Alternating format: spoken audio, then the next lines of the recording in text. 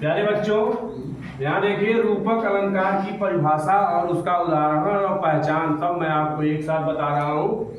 रूपक अलंकार का जो पहचान होता है, इसके बीच में योजक चिन्ह रहता है जिसे आप डैश कहते हैं। ठीक है, इसकी परिभाषा हो गई, जब दो व्यक्ति या वस्तु में अधिक समानता होने के कारण जब एक वस्तु या व्यक्ति को दूसरा वस्तु या व्यक्ति हम मान लेते हैं तो वहां पे रूपक अलंकार होता है। यानी यहाँ उपमेय और उपमान में किसी प्रकार का कोई अंतर नहीं रहता है। जैसे यहाँ चरण कमल यानी कमलवत चरण, यानी कमल और चरण में किसी प्रकार का कोई अंतर नहीं है।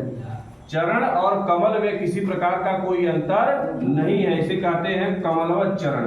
हे प्रभु, हम आपके कमलवत चरणों की वंदना करते हैं। तो जहां पे इस प्रकार से रहे और बीच में योजक चिन्ह रहे, वहां जान लेना चाहिए कि रूपक अलंकार है।